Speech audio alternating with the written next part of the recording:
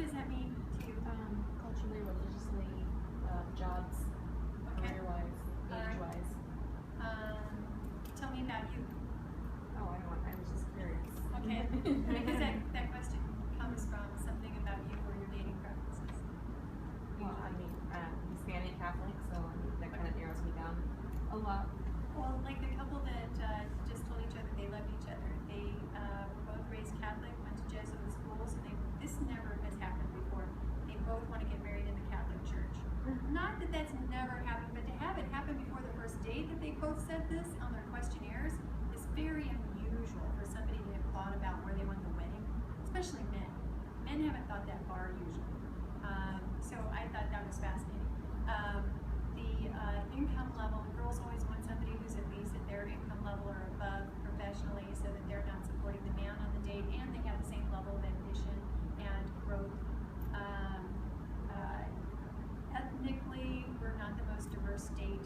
So I will tell somebody, yeah, you know, I mean, I was really sad after I moved back. I was born on the Martin Luther King Jr.'s birthday, January 15th.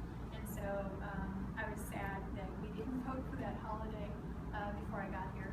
But we're just not that diverse. I have a girl who wanted, you know, I have an Asian guy who got referred to me, and I told him it is easier for me to find women, men who will date Asian women than women who will request Asian men.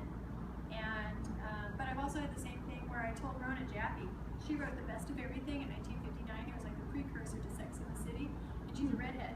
And I saw her at a private home in Paradise Valley, and I said, oh, well, guess what?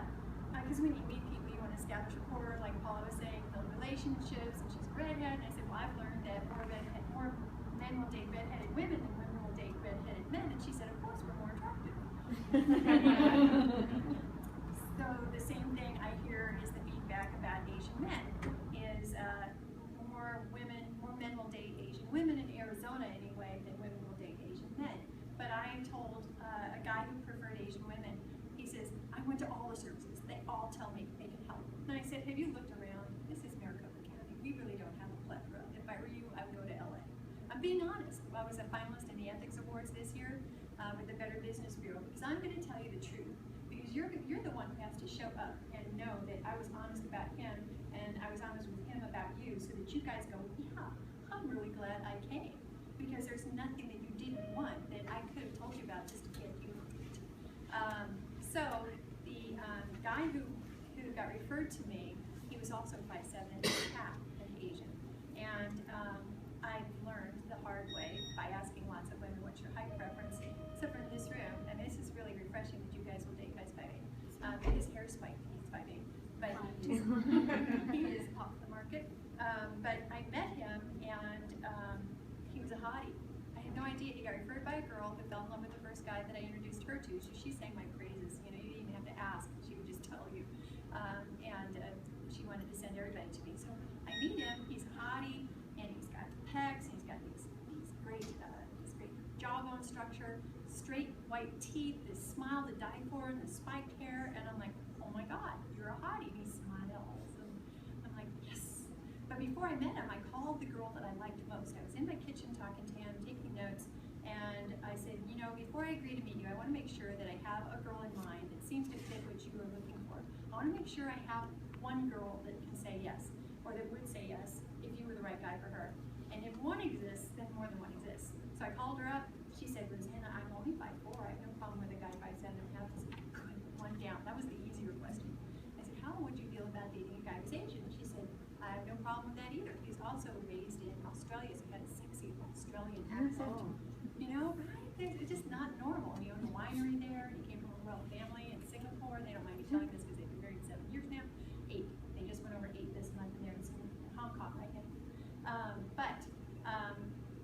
The girl I called him on the phone about is the girl he married, and they said in 2 weeks they knew they were soulmates. So I don't know that I've addressed the diversity question. It's mostly a Caucasian state. I even asked African Americans or blacks, whatever you're comfortable, and asked them what they prefer. And some of them have a chip on their shoulders, both ways. Some of the women don't want to date black men. Some of the black men don't want to date black women. Whatever their reason is, some Jewish people don't want to date Jewish people, especially if they've had children already, because they've tribe, and now they are free to date whatever, you know, they're more open, because they fulfill their familial responsibility.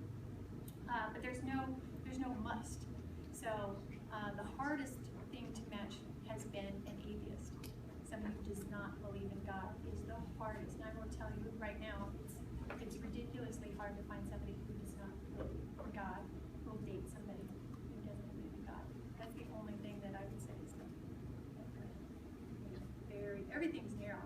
You start, I tell men, you start with all the available women, and then we get down to, you know, how many of them are single, and how many of them are not in relationships, and how many of them are as hot as you want, and then we get, and how many of them are nice, and oh, nice too, oh, and smart, you know, so it's like you're creeping in between everything in there to get to what we want to last the rest of our lives. And for everybody, it's different. Every person that comes in, I had a guy who wanted the smartest woman I could find for him. He didn't care what she looked like. In interviewing 15,000 people,